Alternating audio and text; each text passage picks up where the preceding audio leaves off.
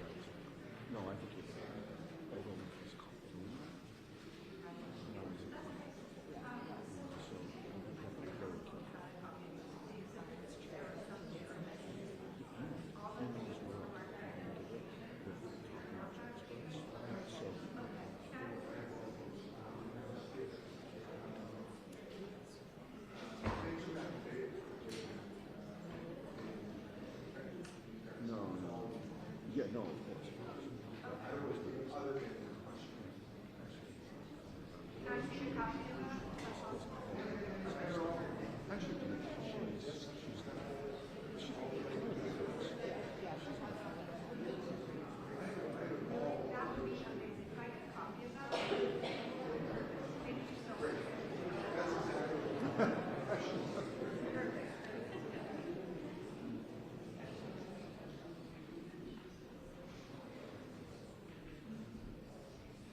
Are you going to do that before you leave today? If possible, yes, that would be great. I mean,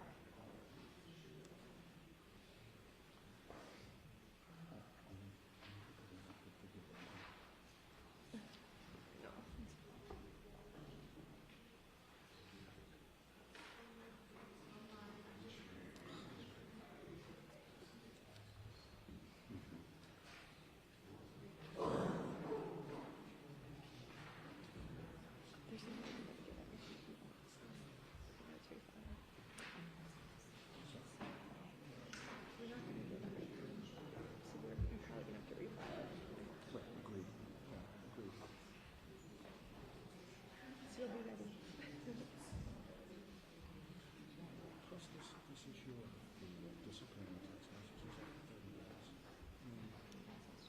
When did they file our motion? 30 days ago. It was November 7th. I wonder if, where within the window his response to our motion.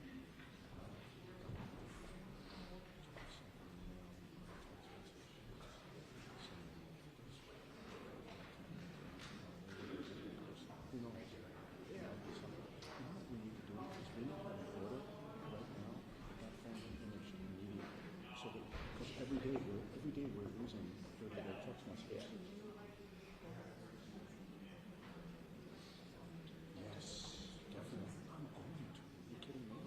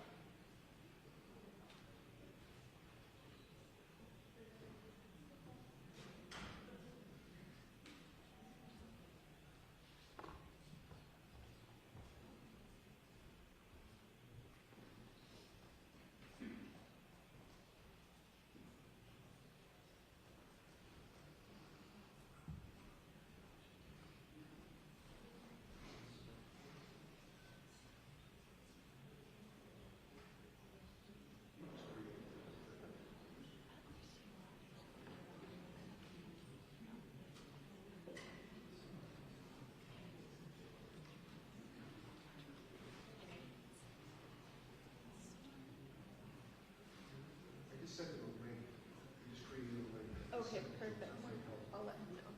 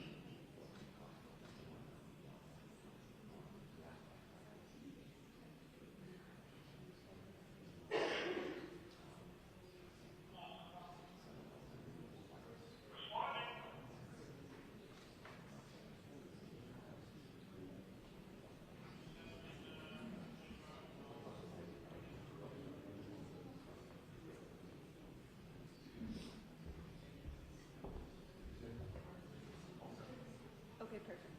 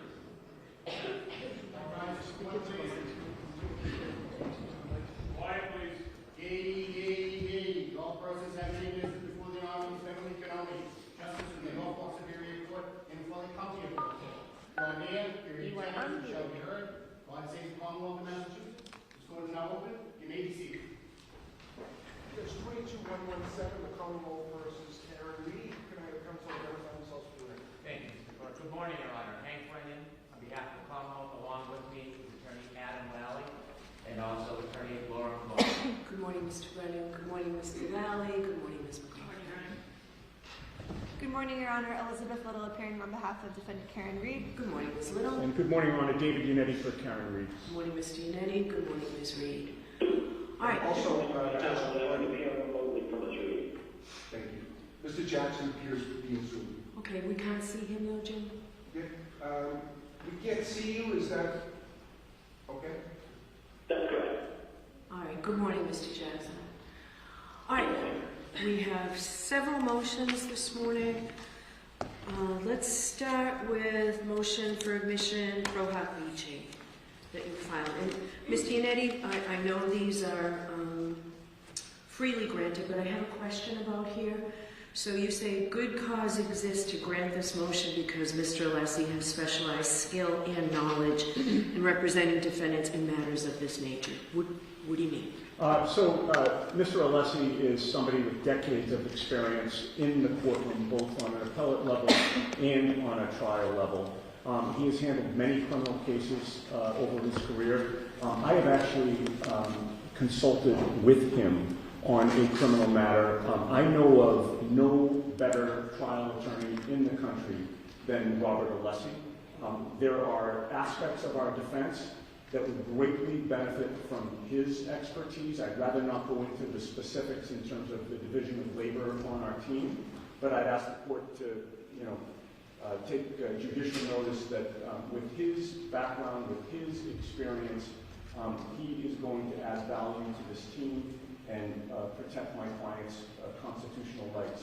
Okay, so he's not a criminal lawyer, but he's a lawyer who does some criminal work. I just don't understand what you mean by representing defendants in matters of this nature. Right, of this criminal nature. He has represented criminal defendants throughout his career. Okay. All right. Thank you. All right, so let's go on to the discovery motions. We'll start with the requested records of Mr. Reed. I'll hear you, Mr. Brennan.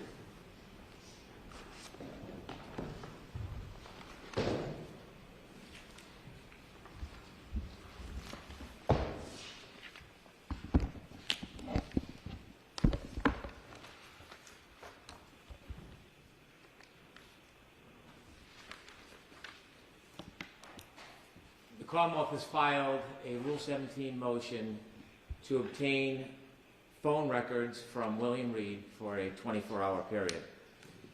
Secondly, the Commonwealth in that motion is looking for records regarding call logs for a 30-day period for William Reed. Although a different motion similarly, the Commonwealth has filed motions simply for the call log for 30 days for Janet Reed.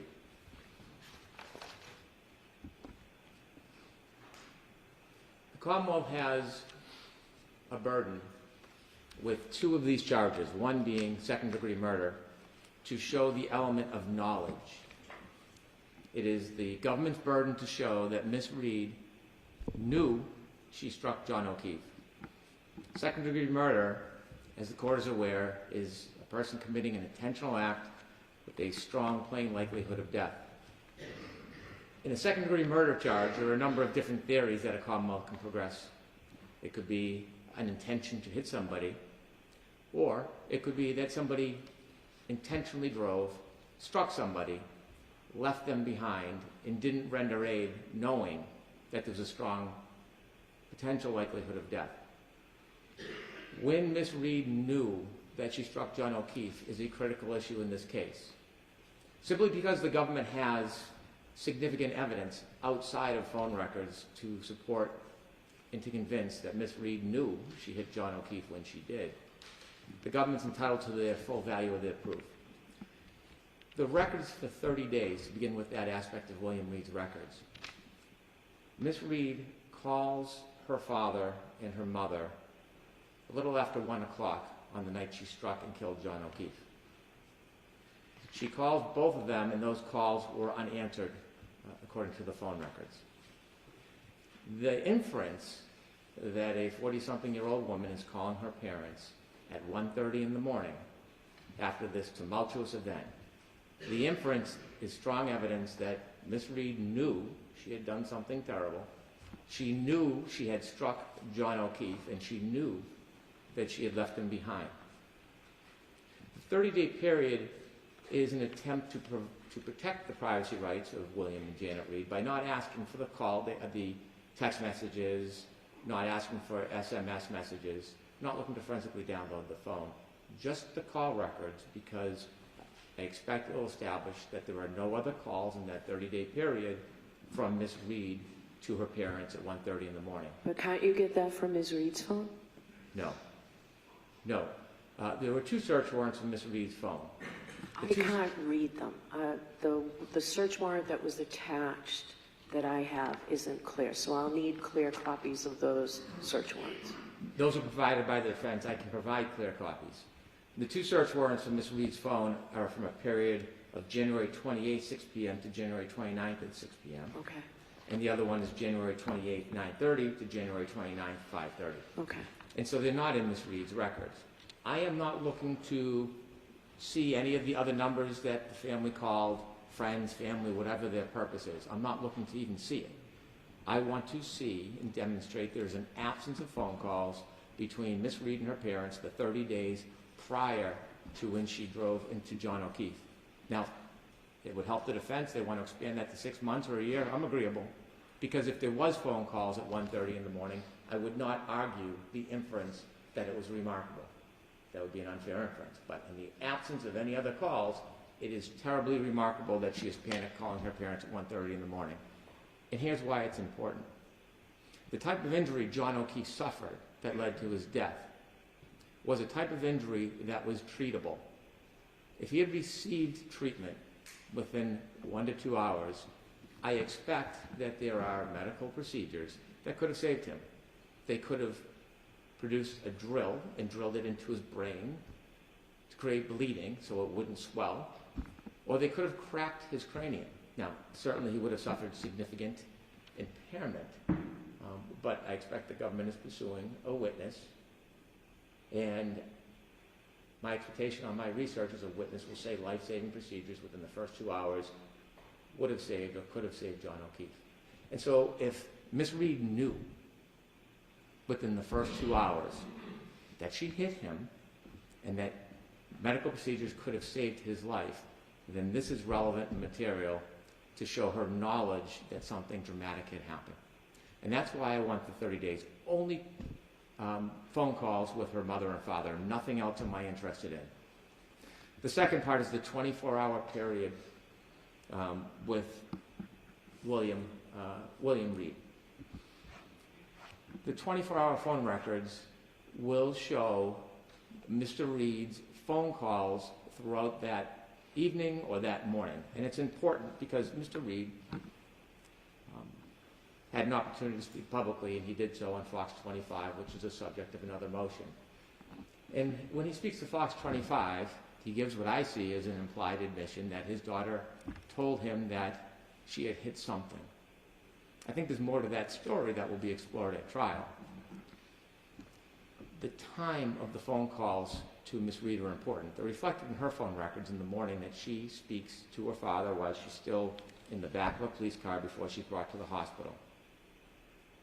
In that discussion with Fox 25, the quote is, "In your first discussions," my motion leaves off the S in discussion, but it's in the first discussions, what did she tell you? Mr. Reed asserts that she tells him about this implied confession at the hospital, which is after the actual first conversation. And so it will be important to be able to confront Mr. Reed, if necessary, with his own phone records. He can denounce or deny his daughter's phone records. He doesn't have to accept them as true. Also, in that first 24-hour period, it is important for the government to establish that Mr. Reed and only Mr. Reed controlled the phone. In the absence of a stipulation, this is proof that may be necessary at trial if Mr. Reed takes the position that other people had access to his phone. That first conversation where she admits that she struck something, i.e. Mr. O'Keefe, is critical to the government's case. And so we cannot rely just on Miss Reed's phone for a couple of reasons. Number one, phone records often show different communications. Sometimes calls or hang-ups don't register on a phone, and so they could be different. Secondly, I've learned that Ms. Reed's phone was sent to a taint team, and the Commonwealth does not and should not know what, if anything, was redacted from Ms. Reed's records. The idea of sending it to a taint team, I surmise, is that something was viewed that determined that it should go to a taint team, or perhaps the defense raised the issue. I don't have the benefit of the history. But what I do know is we cannot say that the records from Ms. Reed are a full accounting of her records, and so that Mr. Reed's records stand separately from Ms. Reed's records. Those are the two different types of records I am requesting from William Reed. I've been careful to make it limited. I'm not looking to see their physical phone. I'm not looking for a forensic download. After the first day of Mr. Reed's records, all I am looking for is call subscriber information and phone registers. I note the defense point of collateral information. I don't even want to see it. I just want to see if there's communication between Ms. Reed and her parents, so that if we present that inference, it is a sound inference, it is a fair inference, and it is a solid inference. And that's my argument regarding the phone records of Mr. Reed. All right, who's arguing this for the defense? Thank you, Your Honor.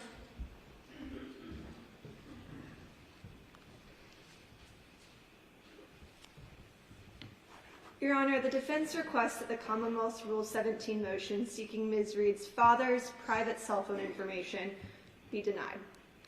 The Commonwealth is seeking 3 categories of information for Mr. Reed's cell phone: his private subscriber information, all call records, call detail records, SMS, MMS, and all data use records from January 29th and January 30th, 2022.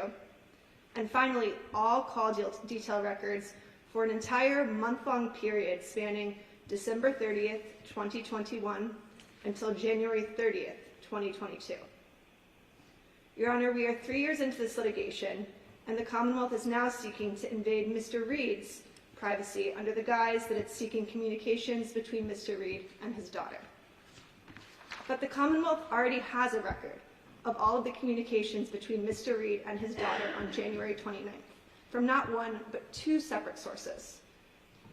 The Commonwealth is in possession of Ms. Reed's cell phone. It's also in possession of Ms. Reed's Verizon records. The Commonwealth is asking this court to sanction this gross invasion of her father's privacy, so that the Commonwealth can sift through Mr. Reed's electronic data for information that is already in the possession of the Commonwealth. Now, I know Mr. Brennan says, I'm not interested in seeing anything else.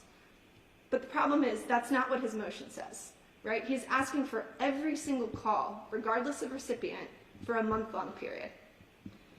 William Reed has never been called by the Commonwealth to testify as a witness in this case. So this is a new trial, right?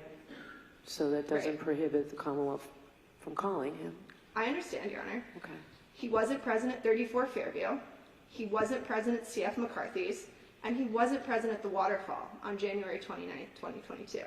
And I would note that this court has repeatedly emphasized the importance of privacy concerns when it comes to an individual's cell phone, using that as a basis to deny the defendant's motions to obtain cell phone records from parties who were present that night.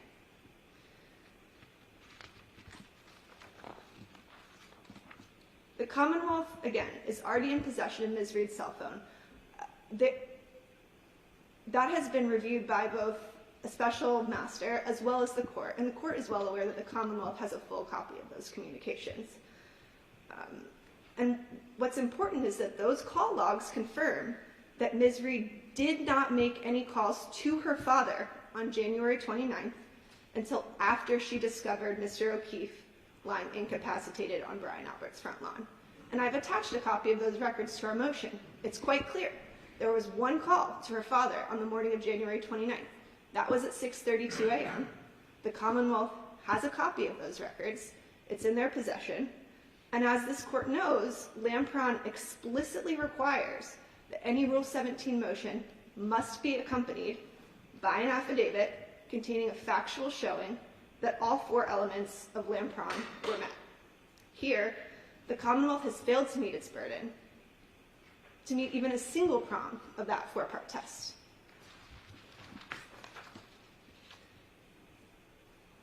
In regards to the burden that they have to establish that the records are evidentiary and relevant, the Commonwealth in its affidavit set forth no particularized facts whatsoever to suggest that relevant information will be found in Mr. Reed's Verizon records.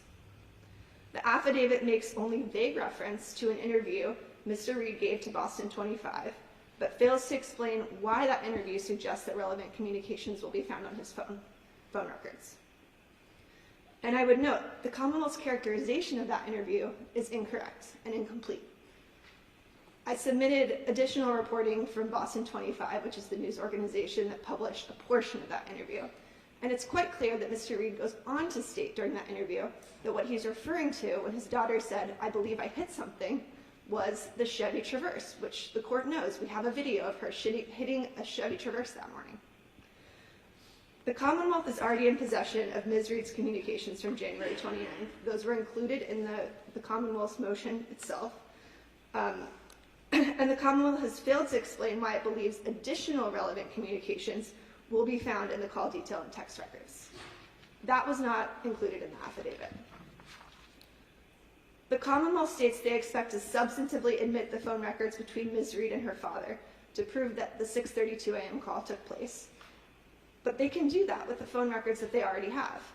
Just because they have records from Verizon, that doesn't establish who answered the phone. That's not something that they're going to get from Verizon. The Commonwealth is well aware of that fact because they have Ms. Reed's cell phone and her Verizon records, so they can confirm that there's only one call on the morning of January 29th. The Commonwealth has provided no factual basis whatsoever to suggest that there are relevant communications that will be found on January 30th, the day after this incident. And the Commonwealth also requests that Ms. Reed's phone records for the full month preceding January 29, 2022 is necessary to show that it would be unusual for Karen to have called her father. And the Commonwealth did a kind of funny thing, right? They suggested during their arguments that she called both parents in the middle of the night. That's not true. There was only one call to her father on January 29th, the morning of. It was at 6:32 a.m. So the frequency at which Ms. Reed called her father's cell phone in the middle of the night has no relevance whatsoever. As to the second element of Lampron, here the Commonwealth's affidavit is facially deficient. It doesn't even reference this element or set forth any facts supporting that it's shown that the Commonwealth's records are not otherwise procurable reasonably in advance of trial. And the reason Mr. Brennan cannot in good faith make that statement under oath is because the Commonwealth is already in possession of these communications from two separate sources. Element 3 of Lampron was also not addressed in the Commonwealth's affidavit. It's facially deficient. The Commonwealth has failed to show that it cannot properly prepare for trial without the production of this evidence, and that the failure to obtain the evidence would unreasonably delay trial. Again, that's because the Commonwealth is already in possession of the evidence that they're requesting. Finally, the Commonwealth has also failed to show that this request is made in good faith and is not a fishing expedition. In its affidavit, the Commonwealth briefly addresses the fourth element of Lampron, but writes only, quote, "The Commonwealth's motion is not a fishing expedition, as it is evidence from the defendant's phone records that phone calls between defendant and Mr. Reed were made sometime after defendant struck the victim and before the victim was found." Your Honor, that statement is provably false. Ms. Reed's phone records established conclusively that she did not call her father on January 29th until 6:32 a.m., after she found her boyfriend incapacitated on Brian Albert's front lawn. Therefore, the requested records should not be turned over to the Commonwealth. This is a broad request to review a month's worth of Mr. Reed's private cell phone information and all of his data usage information from January 29th and January 30th. This is a fishing expedition, plain and simple. The Commonwealth isn't asking for the records it already has. It doesn't need a third copy of them. What it's looking to do is sift through Mr. Reed's personal cell phone information on January 29th to see if it can find data usage information, location information, text messages with other individuals, and that is a completely inappropriate use of Rule 17. This unsupported request is overbroad and must be denied. Thank you. All right, thank you. Did you want to respond in any way, Mr. Brennan, or move on? Very briefly. Okay.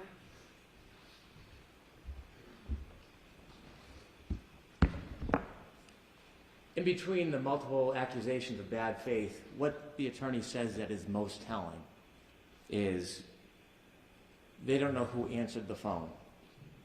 That's a harbinger to trial. The prosecution doesn't know who answered the phone when Karen Reed called her parents or her mother's phone at 1:43 a.m. No, the Commonwealth doesn't.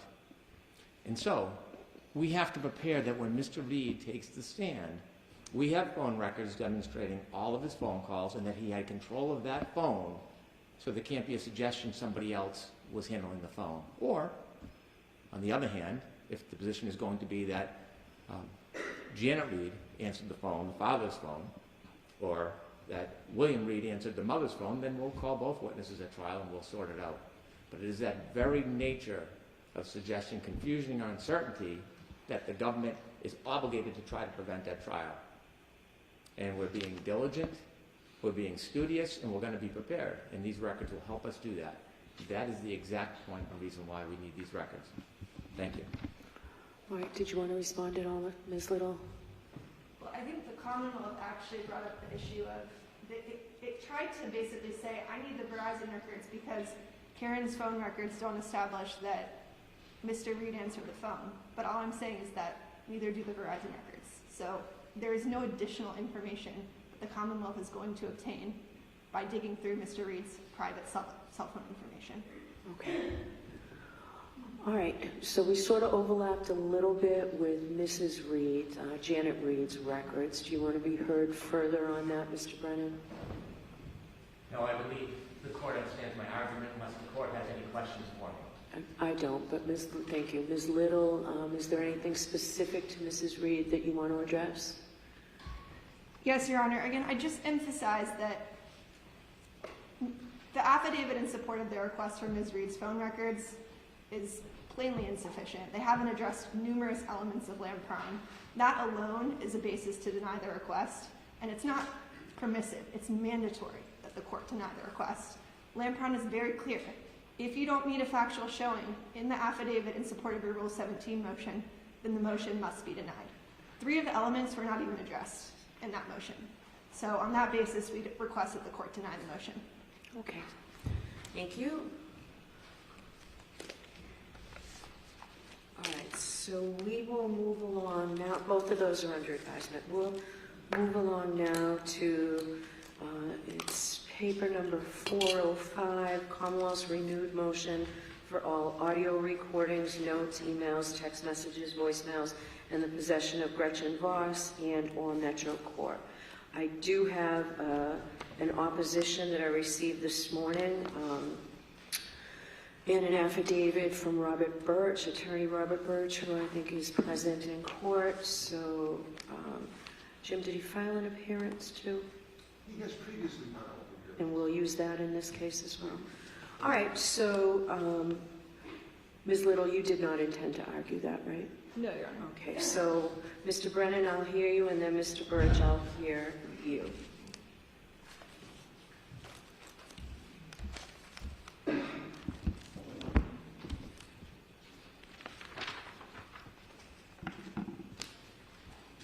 The Commonwealth has filed a motion to reconsider in part, and in addition, there was a request for information that was not requested before by the Commonwealth.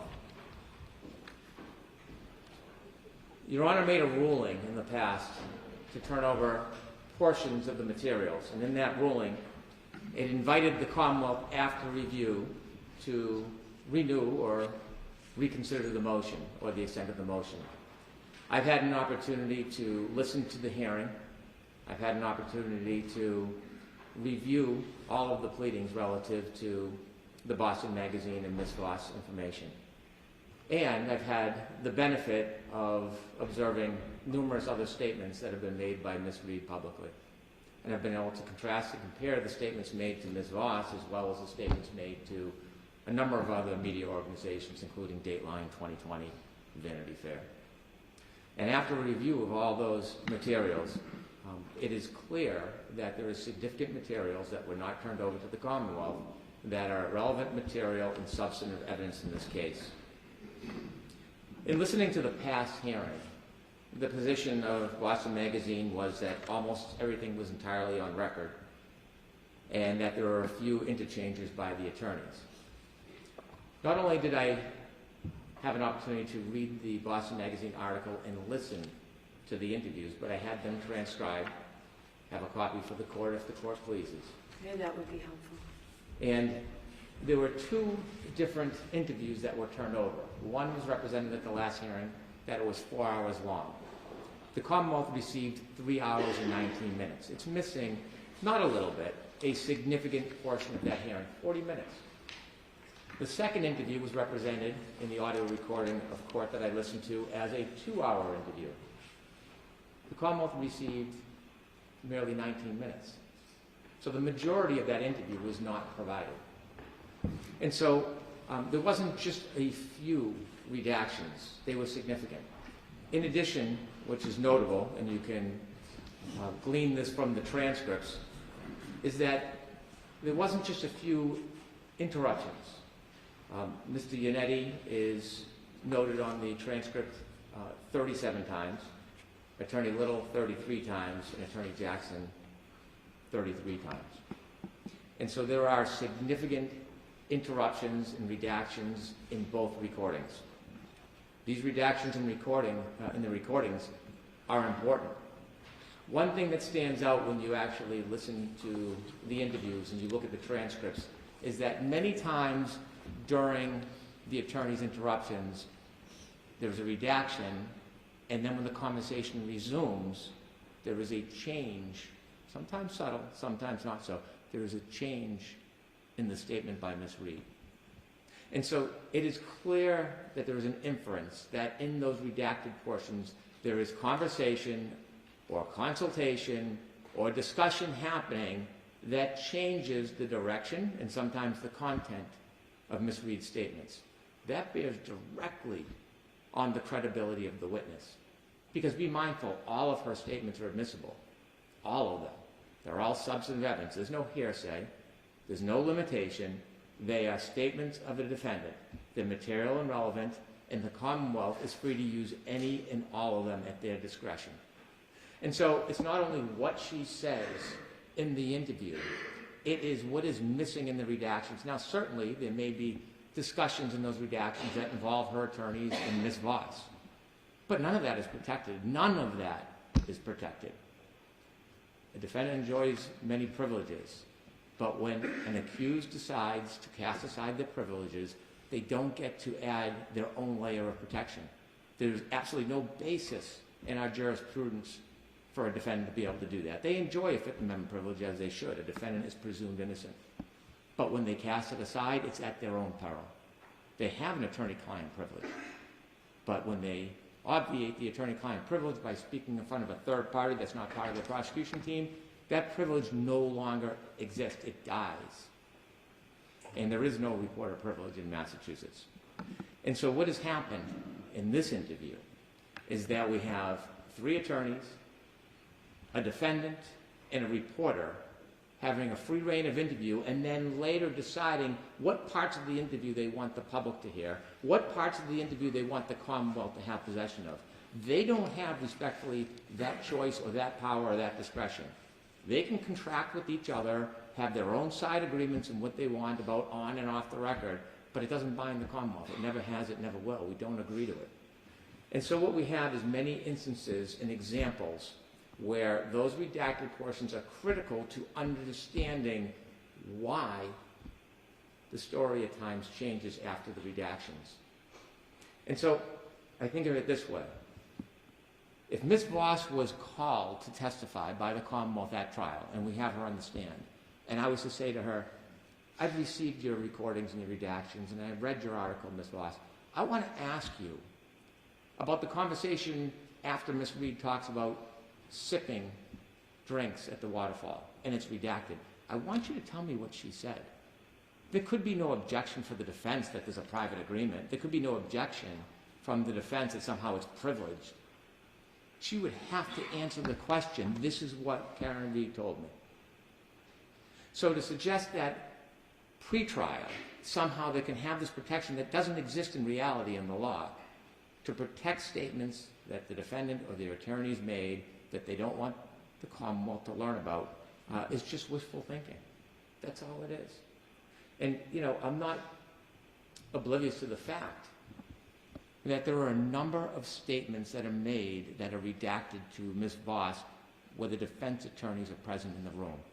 There is no attorney-client privilege at that point. There's none. Arguably, all three of the attorneys are witnesses as well. Now, Commonwealth is not heavy-handed. The Commonwealth does not want to disrupt the defense team. The Commonwealth does not want to delay this trial. The Commonwealth does not want to put an attorney in an uncomfortable position. But they're all witnesses to a substantive statement, many of them admissions of guilt, contradictions, all of them, in the most respectful way to pursue those, the strongest way, the fairest way to pursue those, with moderation, is to get them from Emily Voss in the interview that exists. Now, in the pleadings, I received the response this morning. I didn't get to read the entire thing. I have no objection to it. But I did listen to the hearing. And it strikes me that the argument of the newspaper company was primarily based on two propositions.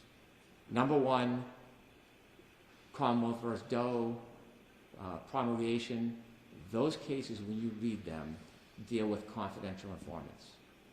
Not confidential information or what someone wants to be confidential. It's not even confidential.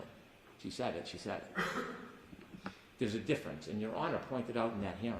Could you give me a case that talks about confidential information as it does confidential informants? And respectfully, there was no case to be produced, because there is none. The cases are dissimilar, because they deal with trying to get to a confidential source that may expose a source that may not be used at trial anyways, because it's based on hearsay or there's no factual basis for it. This is not a confidential informant. The defense chose a strategy, a very strategic strategy, to sell their story and disseminate to the public, potential jury pool, in a way they thought best fit their needs.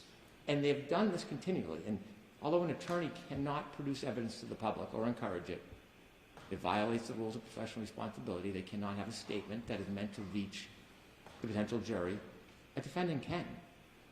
The Commonwealth does not resent that Ms. Reed has made statements to all of these different outlets. She's entitled to. She's presumed innocent. She can make all the statements she wants. But when she does, there is a consequence for that. And they now bear the consequence of these statements that have been made. And so, since it is not a confidential informant, it's a very public, identified person, it's Ms. Reed herself, the argument of Doe and promulgation has no merit. I know Your Honor was troubled by the affidavit of Ms. Voss and that she was afraid for her safety. And from a personal level, I empathize. In this case, firsthand, I have never seen anything like this, where witnesses have to fear walking out of their car. It's repugnant. It undermines the fabric of the judicial system. But Ms. Voss isn't alone, and I have empathy for her. Almost every witness, civilian witness for the Commonwealth, has sustained similar or far more egregious abuses. It is awful to think the level of harassment and intimidation that someone must suffer because they're simply a witness in a case. And my empathy is to Ms. Voss, but to every other witness in this case, she is in no different position. It does not impede the progress of the Commonwealth. It does not impede the fact-finding mission. It's unfair. It shouldn't happen. Something should happen as a result, but it has no bearing on the analysis in this case. It just doesn't.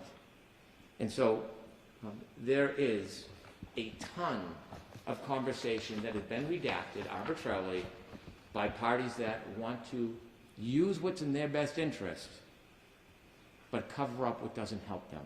The Commonwealth is entitled to it, and we're seeking it and we want it. We want all the redactions in the first and second interview.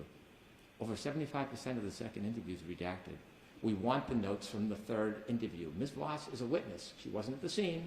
She didn't see Ms. Reed drive into John O'Keefe and leave him in the snow, but she's a witness to substantive statements, her statements, admissions, confessions.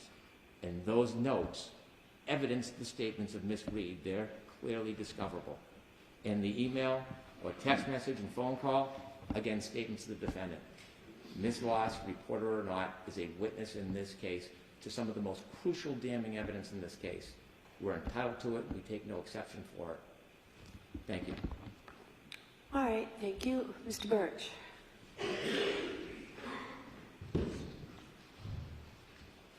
Thank you, Your Honor. Robert Birch for Metro Court and Gretchen Voss. I've been here before, Your Honor, on a remarkably similar motion. And Your Honor at that time made a Solomonic decision and said that 2 audio tapes minus attorney dialogue and off-the-record comments would have to be produced. And the one-on-one off-the-record interview between Gretchen Voss and Ms. Reed did not have to be produced. And the Commonwealth has simply made no persuasive showing as to why the decision should be any different now. The Commonwealth makes much of the fact that there are heavy redactions on the shorter of the 2 taped interviews. They refer to it as a 2-hour interview. Actually, it was a 1-hour interview according to the affidavit of Gretchen Voss, which had been submitted with our original opposition to the first motion. So it wasn't quite as lopsided as counsel is intimating. But in any event, the reason for the redactions is that the Commonwealth made a point in its original motion that it was not seeking anything but the defendant's statements, that it did not want colloquy of attorneys. It did not seek what the attorneys were saying. And it said that over and over in its original motion. Now it's suddenly changing the rules and says, oops, we've decided we want those after all. Didn't I leave that open for them, though? Didn't I leave that open for them to come back, even at the first trial, to come back and request it upon review of the first release? I'm sorry, I didn't quite... I left that open for the Commonwealth to come back the first time even, right? The first trial. And we have here now a new trial. We have different attorneys presumed with today's motion on both sides. So why are we focusing on what they requested first and what's different than now? Well, Your Honor, I think the burden on the press is, it's still the prosecution seeking information from the press. They got a certain amount of it. They're now asking for more of it. And the question is, why do they need that more? They had made a determination at one time that in order to be fully prepared for trial, they only needed a certain amount. And they only did not need attorney's colloquy. And now they're saying the attorney's colloquy is central to what they need. They can't have it both ways. Okay. Go ahead. The change of subject from one before and after a colloquy, he says, bears on the credibility of the defendant. But if the defendant contradicts herself in the course of an interview with Gretchen Voss, I fail to see how that has the impact of serving as grist for impeachment at trial.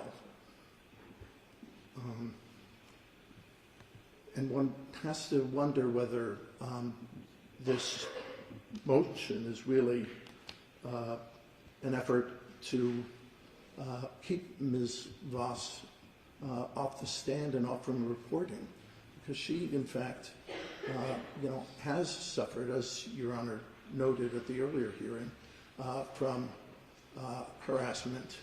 And Your Honor noted in your order that The disclosure of the material sought would require her to divulge information that will hinder her ability as a journalist to assure sources that she will keep certain information confidential. That's what she averred.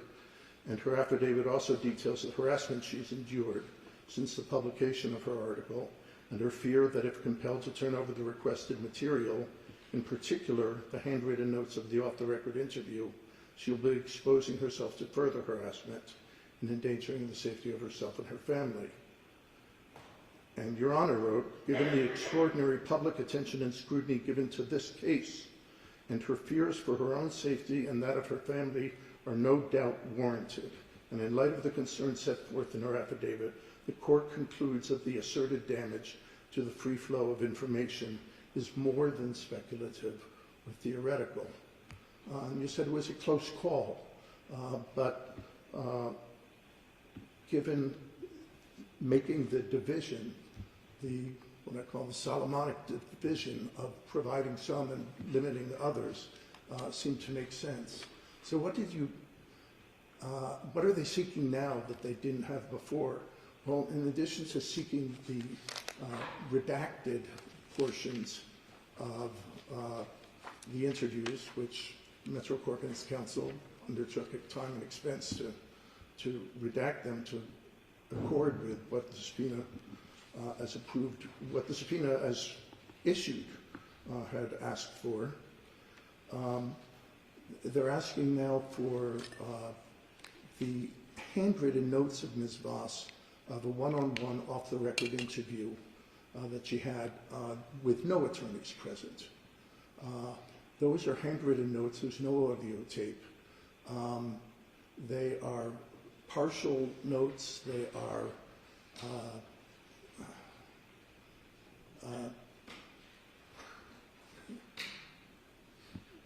they're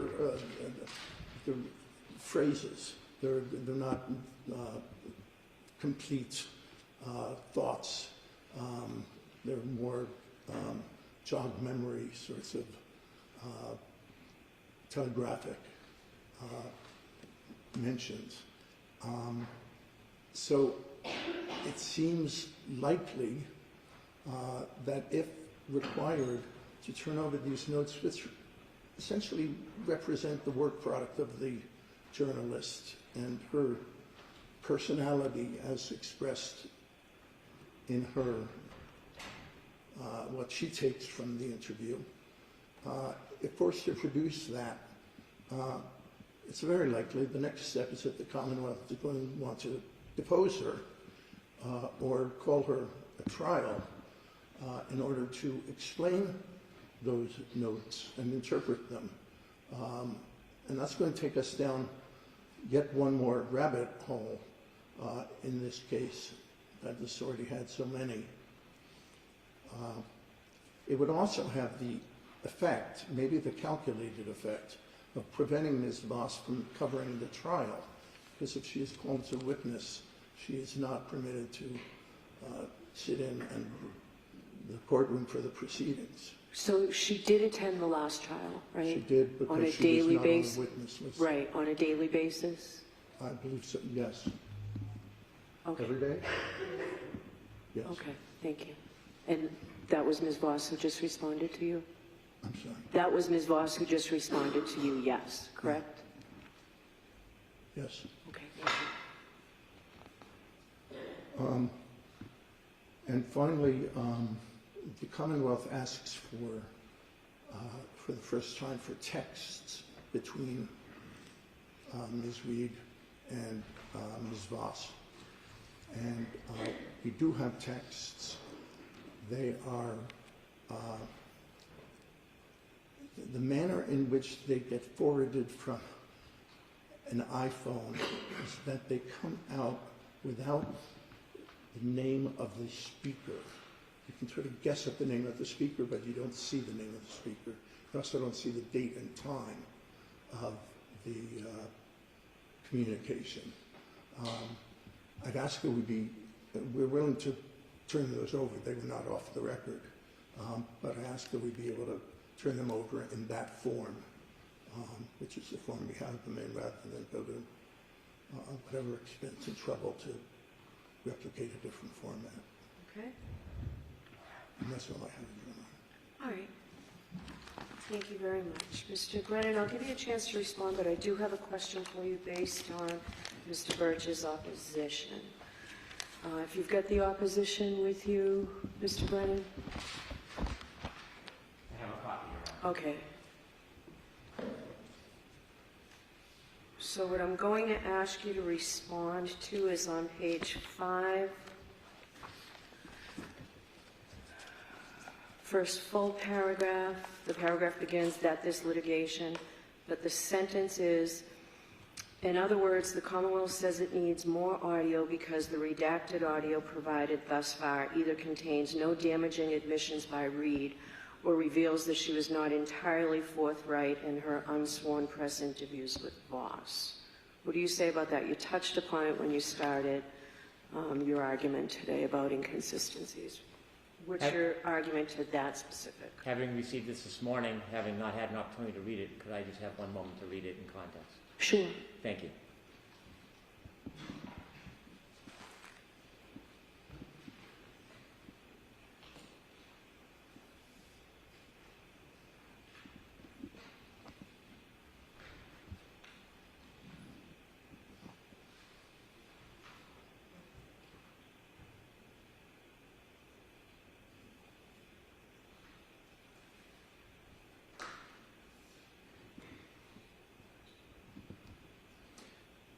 This posits two separate ideas, the way I interpret it. The first is the Commonwealth says it needs more audio because the redacted audio provided thus far either contains no damaging omissions by Reed. The audio provided thus far contains many damaging admissions to Reed. In her first interview with Gretchen Voss, she talks about when she dropped John off and where she dropped him off. It's noticeable in many, many interviews the story changes. At one point she has them going to the side door of the house. In fact, in 3 of the interviews, he's going to the side door of the house. In a further interview, she says he went to the front door of the house. It's not subtle. There's a reason. The stories and the versions given by Ms. Reed evolve in time. Coincidentally, they evolve sometimes with the production of Discovery. And so I am not suggesting for a second that there are no damaging statements by Ms. Reed. In fact, there are confessions, there are admissions, and there are contradictions based on later statements given. And so all I can simply say is that is not the Commonwealth's position. That is stated wrongly. Also, or it reveals that she was not entirely forthright in her unsworn press interviews with Voss. Well, we're entitled to take her statements with Ms. Voss and compare them to all the other statements she made. 2020, Vanity Fair, Dateline, and others. And so the question isn't whether her statement to Voss or Ms. Voss is accurate. It is in comparison to other statements. Is it accurate? And we know that it's not. There are many instances where she has given different statements between versions. Also internally, in Ms. Voss's interview, as I mentioned, there are statements, redaction, a return, and a different statement. For example, she was only sipping at the waterfall, which would suggest further drinking.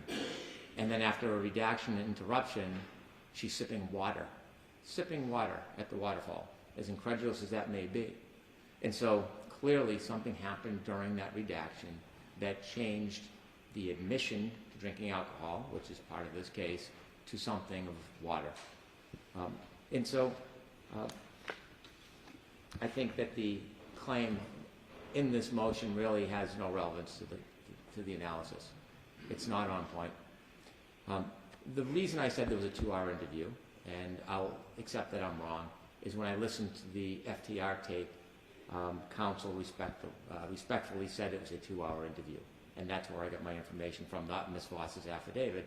So it may have been a 1-hour interview, which still leaves us with 1/3 of the interview, 2/3 redacted. That is significant. The Commonwealth comes back, we're entitled to come back when we want, if we have a good faith basis and if the court invites us. We come back now after I've had a chance to actually listen to the 4 hours of interview, or you add them up, 3 hours and 40 minutes of interview. I've studied them, I've listened to them many times. I've ordered transcripts, I've perused the transcripts, I've compared the two. I've compared them to all the other statements, so time has now made these much more relevant than they maybe initially thought. I can't speak for the Commonwealth at that point. We're entitled to the full force of our proof. We don't have to just take some. We don't have to take a fraction. Just because it's inconvenient or uncomfortable for parties, the government is entitled to the full force of their proof. In representing the people of this Commonwealth, I am pursuing the full force of our proof in every aspect, because we're entitled to it. It is notable in the FTR hearing that counsel for Ms. Voss and for the publication said that the third interview they discussed, and the parties, meaning the defense attorneys, the defendant, the defense attorney, the defendant, and Ms. Voss could decide to use that material. It wasn't that it was precluded or no one could ever see it. It's only if it helped them. And so he said that they agreed that if they wanted to, they could use that material. They just decided not to. Because they decided not to use incriminating information in their story doesn't give them the power to decide who does and when they do. So we're entitled to the full force of our proof, and we're going to pursue it. We're entitled to all of these records, all this information. There is no legal argument against it, none. All right, thank you. So I know, Ms. Little, I asked if you wanted to say anything. I just give you that opportunity. Was there anything you wanted to add? No, Your Honor. Okay. All right, so that is taken under advisement. And now we have 3 more motions. I understand Mr. Albano is here, who will be filing an appearance on all 3 or arguing all 3. But so, Mr. Albano, you can come forward, sir. And Mr. Brennan, do you want to argue each one of these individually? It appears I did get an opposition this morning that goes to service, which pertains to all 3. But do you have different arguments, a little bit different on each? I do. Okay, so Mr. Albano, do you want to be heard after each argument, or do you want to just be heard at the end of the 3? There are 3 motions. FXT TV, Boston 25, WCVB TV, Hearst Television Incorporated and ABC, and NBC 10, Boston. Okay, thank you. And again, on these, Ms. Little, you don't expect to argue? No, Your Honor. Okay. If you do change your mind, just stand up and let me know. No, that's fine. Okay. All right, I will hear you. Why don't we start with the FXT TV, Boston 25. It's paper number 400.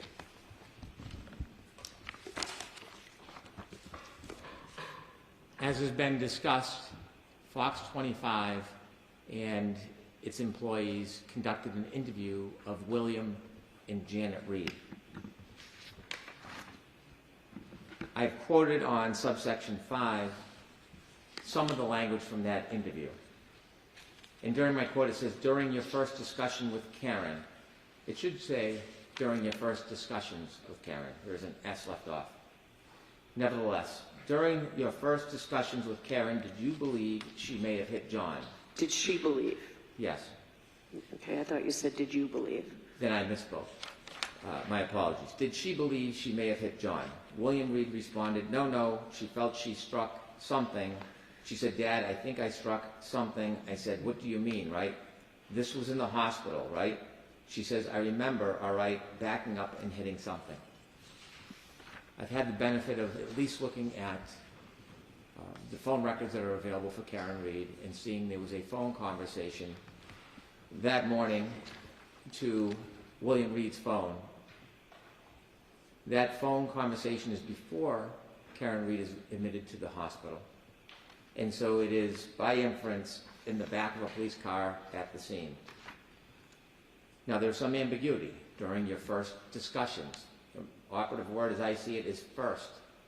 It is a particularly remarkable statement to make that in the throes of realizing the great tragedy that's unfolding with John O'Keefe lying in the snow dying, that the comment of thinking that they hit, supposedly now, another car in a driveway hours earlier would be the topic of conversation at that point. There is not a fair inference that would be the subject matter. It is not a fair conclusion that a person would be so fixated on a mere nudging of another car that caused no damage hours earlier when we're dealing with the potential loss of life. And so I think it is reasonable to infer that that was actually not the complete statement.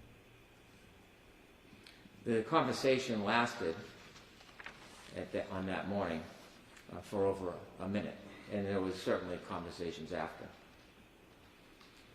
And so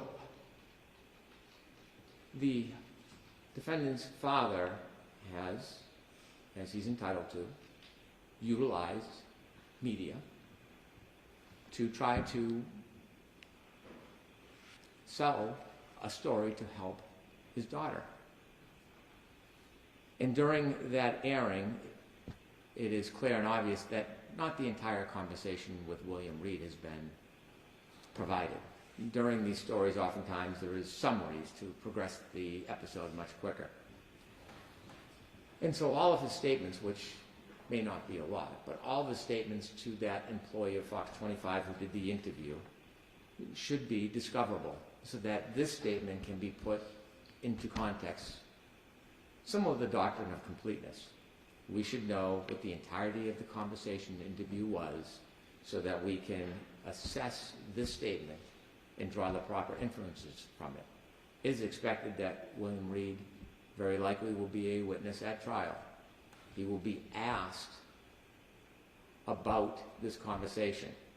He may be asked about what else he had said. It will be impossible at trial then to try to produce the other statements that he has made to this network or this employee. And so the Commonwealth, or anybody who would be questioning him, would be just simply left to the whim of his answer. And I'm not satisfied to do that. I do not think there is any protection. He is not a defendant. There is no privilege. And so there is no reason to protect this information so that it can fairly be brought into context so that when he is cross-examined, if there is evidence of impeachment or corroboration, that both sides are aware and know of the substance of that material. And that is the reason we request the pleading in number 400 for the Fox 25 footage that was not aired. Okay. Have you had a chance to read Mr. Albano's opposition this morning? It's not very long. I haven't, but I can say Mr. Albano kindly called me. He outlined the issues in an email. He made this a much more streamlined and agreeable process. And so I credit him with his effort. I don't need to read his response. I'll appreciate what he says. Okay. My short interaction with him, his total candor, I have no hesitation what he says in his representations. I might disagree, but I don't need to read his pleading. Okay. There are two, NBC and ABC. If Your Honor would allow me to start with NBC because I think we can streamline that. NBC 10 has agreed to give promo materials in their possession. I've not only spoke to Mr. Albano, but I've spoke to the attorney for the subsidiaries that we also had subpoenaed. And they told me that as subsidiaries, they do not have possession of the materials of the parent company. And I received letters from the attorneys stating as much. So as it pertains to NBC 10, the position is that one of the subsidiaries is going to send us promotional materials. And as far as service on the parent company, I don't think the Commonwealth succeeded, despite the fact that we made numerous efforts in hand, mail, UPS to a number of subsidiaries. I don't think we satisfied, so I do not want to ask the court to progress that. Okay. Do you have a timeline on when you'll get this material? The promotional materials? Yes. They said they were putting them together. I did not ask for a timeline. Okay. The promotional materials are a very small fragment. It's I've only seen one clip aired. I don't know what else they have, but it should not take them long. Okay. I don't have a paper number. Jim, do you have the paper number on NBC 10? Here, just, you know what, you can give it to me after. I don't have that paper number or the other one. All right, so do you want to move? 427, Your Honor. What is 427? 427, All right, so do you want to move on to CVB TV? Yes. Okay.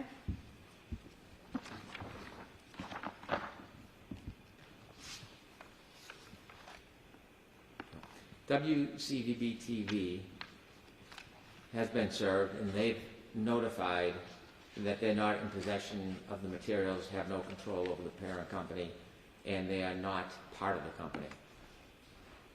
And so I no longer am asking WCVB-TV to produce these materials. Instead, in the alternative, we have subpoenaed the registered agent in Massachusetts, the registered agent for the parent company.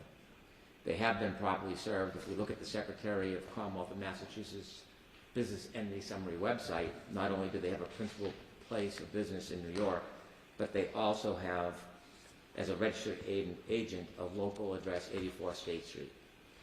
So our position relative to the ABC materials is that ABC has been properly served locally. Unlike NBC, that did not have a local registered agent that we could find, or perhaps does not have one, ABC does. ABC does business in Massachusetts. In fact, these interviews with Ms. Reed may have taken place in Massachusetts. I don't know. But they have roots in Massachusetts in that they do business here.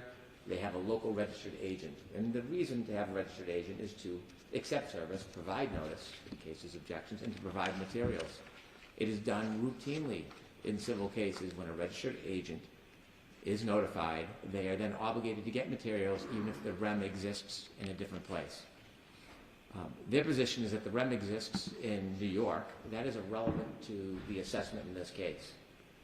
To suggest that somehow the physical property being another jurisdiction is not in the control or purview of the local registered agent would just be enacting a shell game where local or companies could pick jurisdictions they find most favorable, do business in outside jurisdictions, and avoid the consequences of that.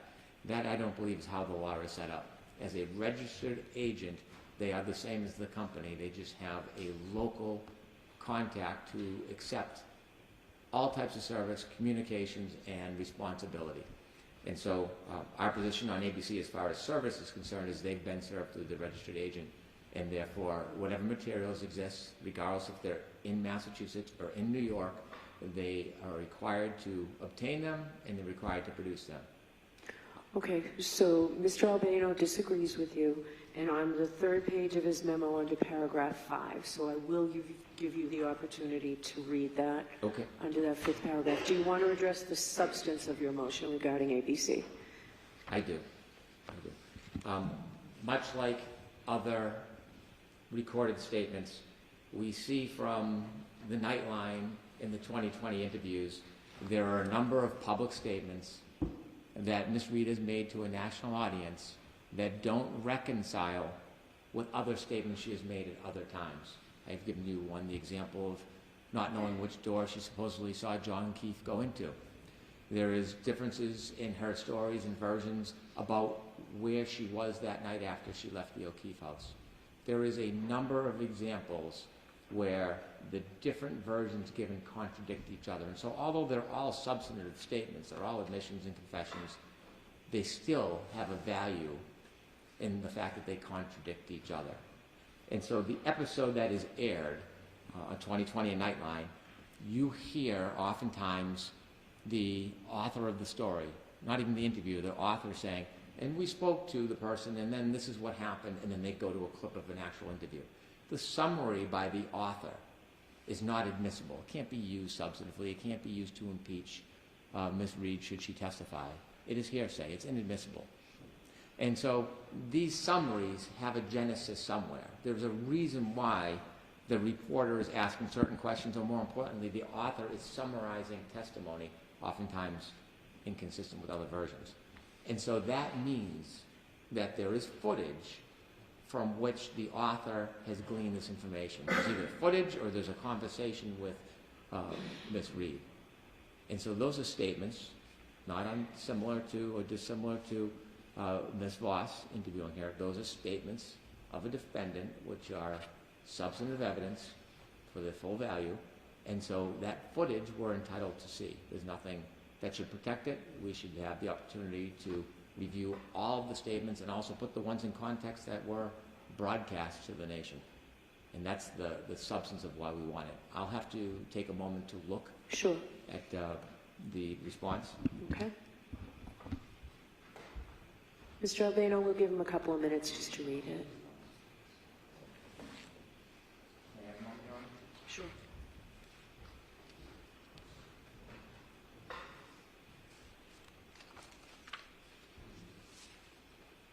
Jim, does this have a docket number yet?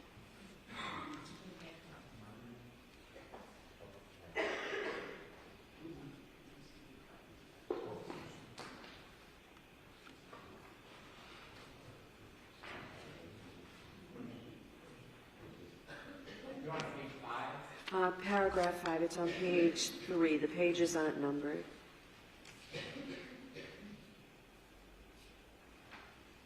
Actually, you should start at 4. Or why don't you read the whole thing, Mr. Byrne? Why don't you have a seat and read it? I appreciate that. Thank you. Okay. Paul, do you want me to step off or still not? We'll stay here.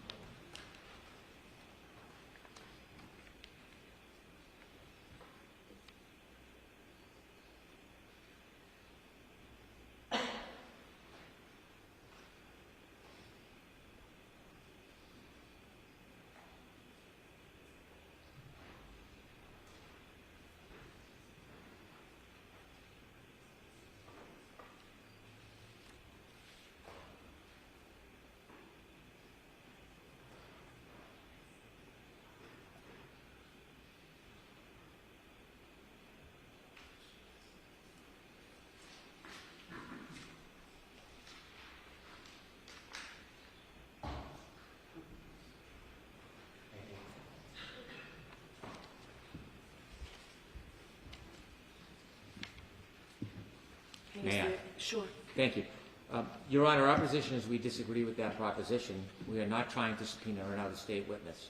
We're trying to subpoena materials from a company, and although the company has a principal place of business in another state, by having a registered agent, we believe that gives us jurisdiction.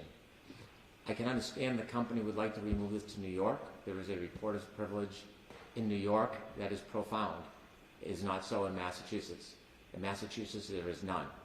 And so I see why it is the company's preference for us to go to New York, to use New York law, but I don't believe that's the case. I believe as a registered agent that we have an entitlement to subpoena them here, and we follow Massachusetts law. There are a couple of cases in the memorandum that I'm not aware of.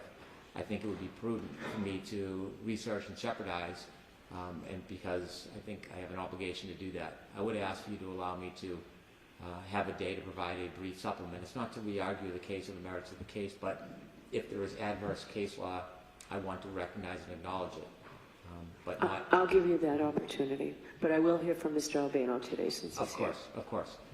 But our position is, although they would like us to go to New York, we can subpoena in Massachusetts to the registered agent, and that entitles us to the material, so that's the way we've done it. Okay. Thank you. All right, Mr. Albano. Thank you, Your Honor. The two cases I cited, just to be clear, they address the Uniform Act, which Your Honor dealt with last year. They don't address the specific issue the Commonwealth has raised, which is, okay, you have a registered agent, we serve the registered agent, does that trump the Uniform Act? I have to say, I did not find a case that dealt directly or even indirectly with that. But here's why I believe the service issue does not override the Uniform Act. First of all, we're dealing with a statute. Statute talks about a witness in another state. There's no dispute that ABC is a foreign corporation with a principal place of business in New York. Now, the analogous areas I thought of was, okay, let's say someone wanted to sue ABC in this court. Yes, they could serve them.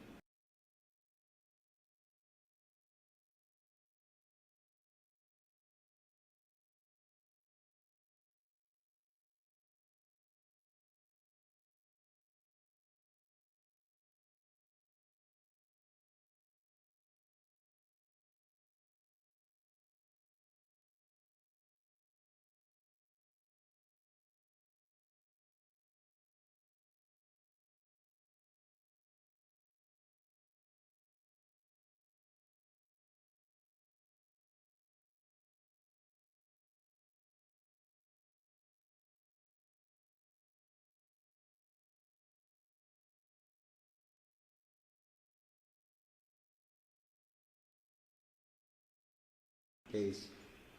And that just generally explains how this Uniform Act works.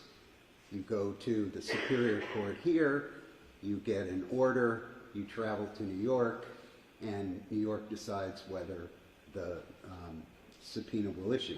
The second case, which I think was in re contempt or something like that, was the SJC saying, by the way, the receiving court, and in that case, Massachusetts was the receiving court, we don't just rubber stamp these if there's a privilege issue in our state. And so that's what tells us that if this court issues an order under the Uniform Act, Commonwealth travels to New York, the New York court then decides, does it enforce it, or does the privilege that exists in New York,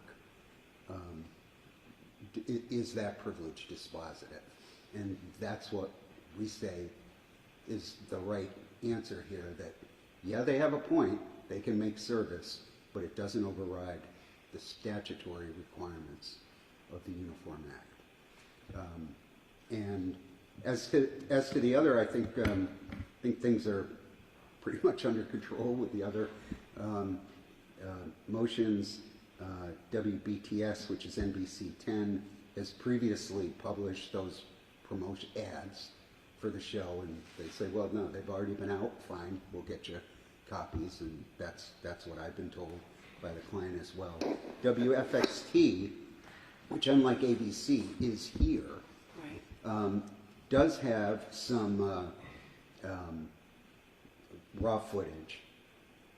The station's position is that if Your Honor decides under the Rule 17 standard that yes, this footage is relevant enough to come within the Rule 17 scope, then WFXT will produce that information. I do expect it will already be published before, so the unpublished I do expect won't be unpublished anymore, so they'll probably be in a position where they're simply turning over published information, okay, not unpublished information. But I do think that, so I think WBTS and WFXT are effectively resolved.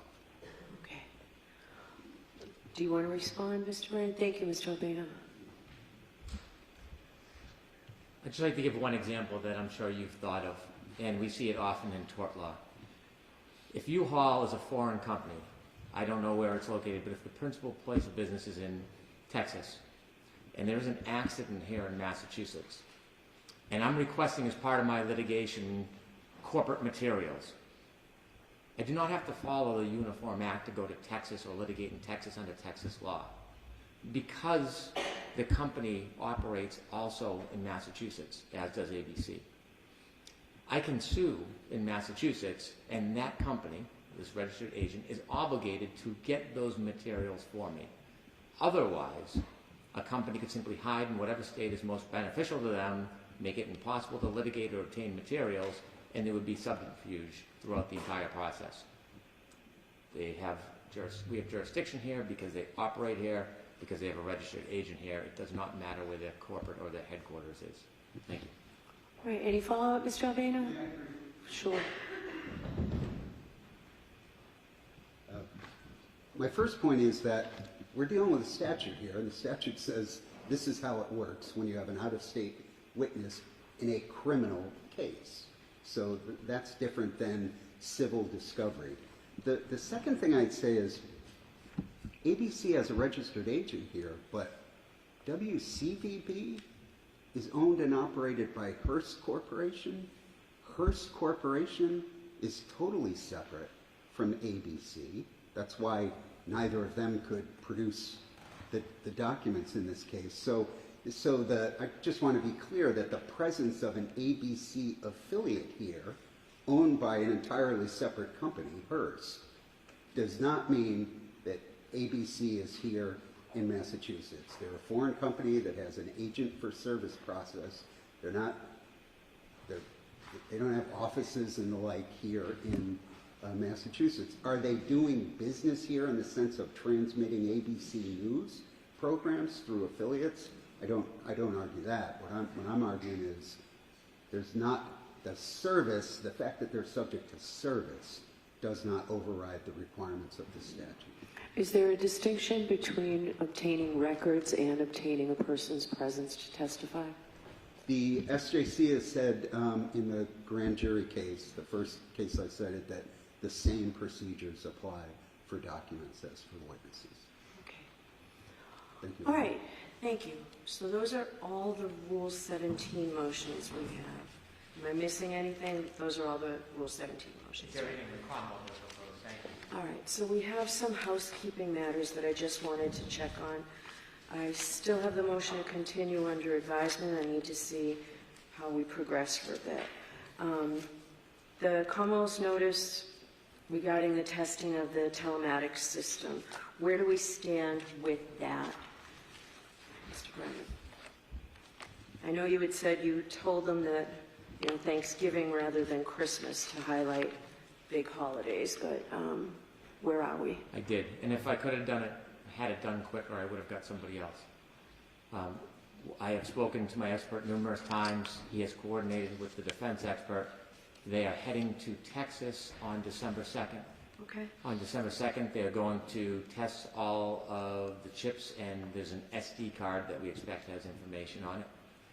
And then they're both scheduled to travel back to Massachusetts for December 5th. Okay. And they're going to do what's called a chip-on, where they take the chips, the SD card, they reapply it to the boards, they put it back in the modules, and they put it in the actual car because there's different software which will give it even a more fulsome reading. And so after the December 5th event is done, I've asked my expert if I could have all results within a week.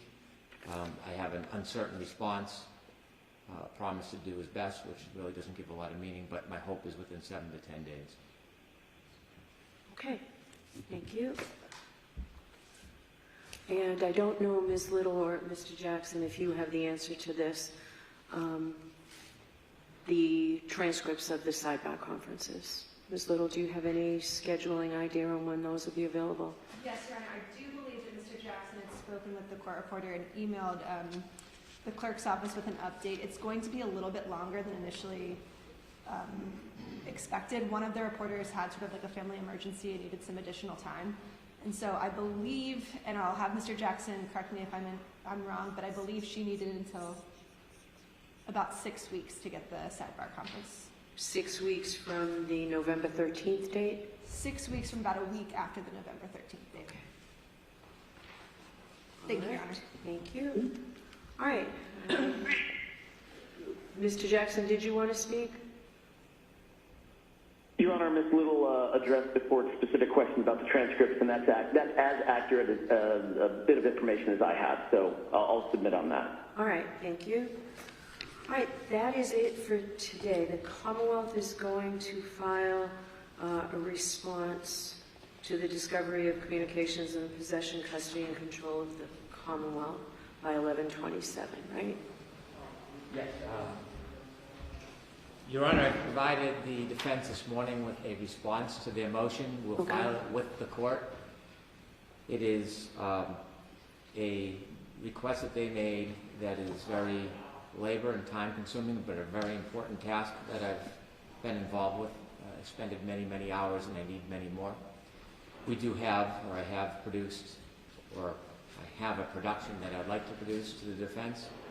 I've shown them a protective order this morning to see if they were agreeable. I do not want to speak for them. If there is a protective order, I can turn over the first production that I've produced, and there is more to come. All right, any objection to the protective order? I have not seen this document, obviously, nor the proposed order. Right. There are a couple of issues related to this motion, in addition to the protective order, that I'd like to address with the court that I've briefly discussed with Mr. Brennan.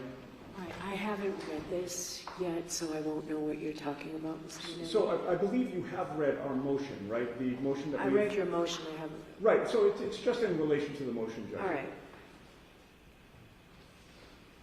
So,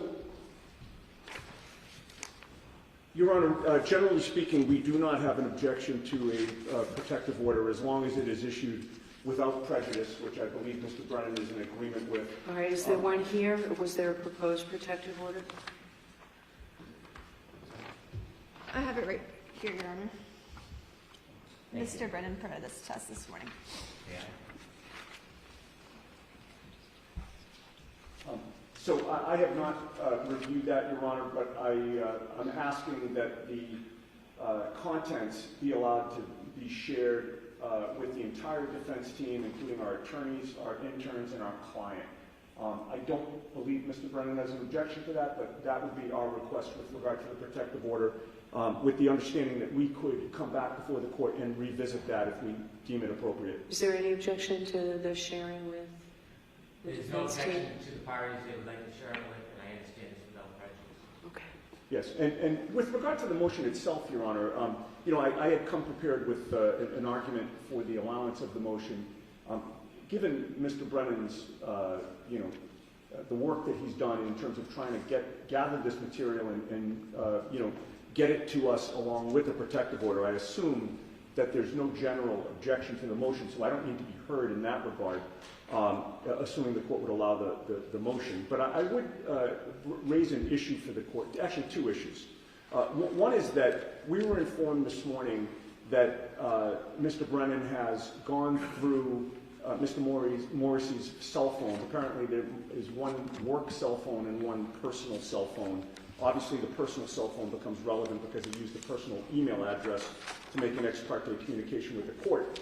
One concern that we have is that we were told this morning that with regard to Mr. Morrissey's text messages, not emails, but text messages, apparently they're somehow remarkably set to auto-delete after 30 days.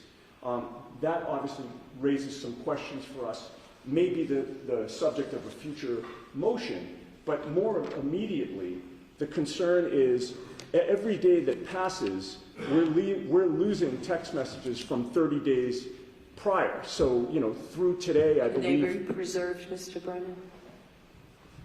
I've been preserving them since I started the task last week. I'll continue to preserve them. All right, so that... Yes, that deals with that issue. So the only remaining issue, Your Honor, is with regard to the searches that Mr. Brennan ordered conducted or conducted himself, he had searched for all emails sent from Michael Morrissey's iCloud personal email to any emails that had a JUD in the suffix of the email address. Okay. The significance of that is? The significance is that would supposedly capture any ex parte communications with members of the judiciary or the clerk's office, and I appreciate that effort. However, we think we assert that it's insufficient.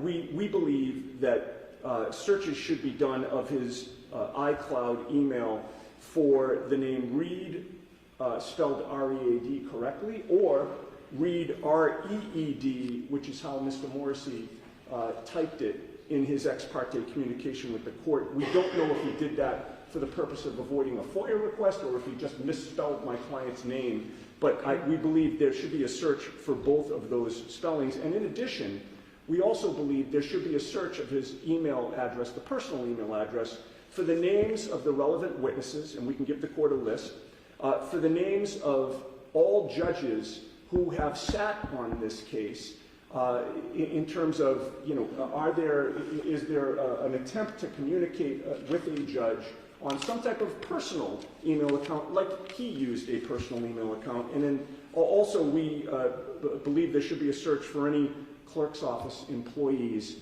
for the same reason, both at Stoughton District Court, where this case originated, and this court as well. We have obviously reason not to trust Mr. Morrissey in light of his actions using this personal email account to make an ex parte communication. And we'd ask that a more thorough search be done for these types of communications. All right, so why don't you continue to talk with Mr. Brennan, and we can have a hearing on this motion if there's anything that you still need on December 12th when we're back here for the Daubert hearing. That's fair enough. Thank you, Your Does Honor. that make sense, Mr. Brennan?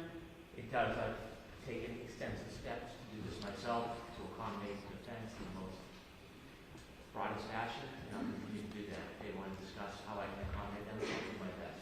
Okay. All right.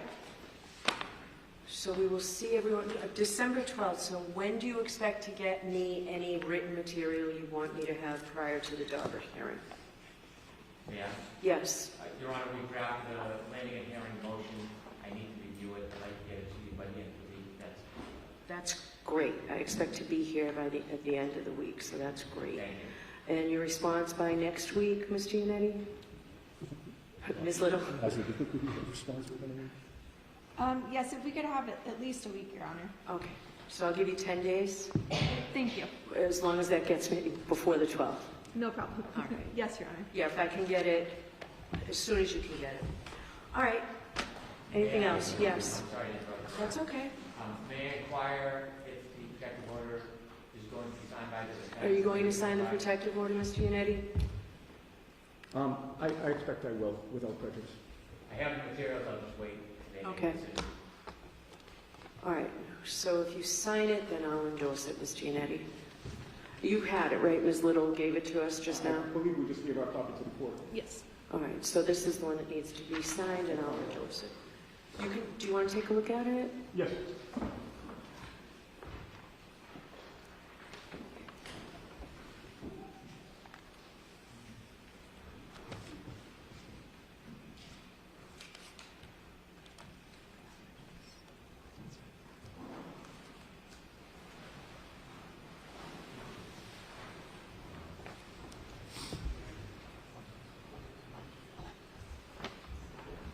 All set.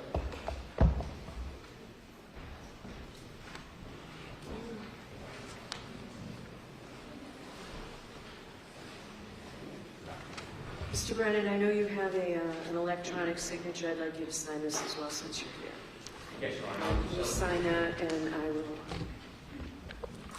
endorse it. Thank you.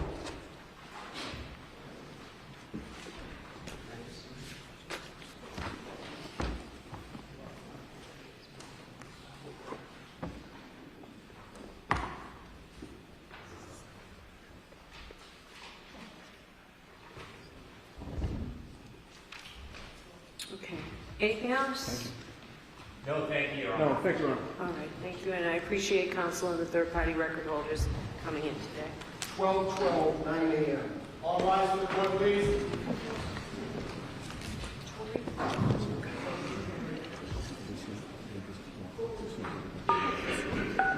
You are muted.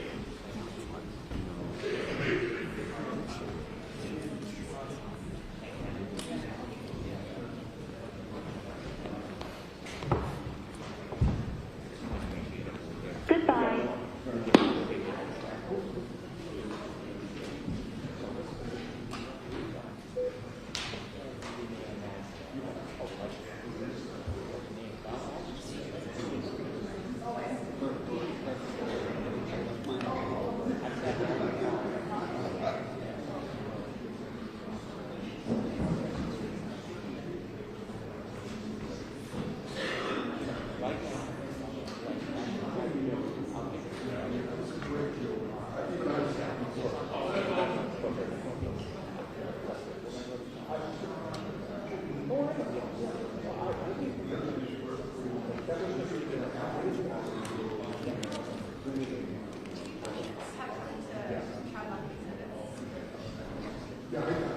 I wrote it down.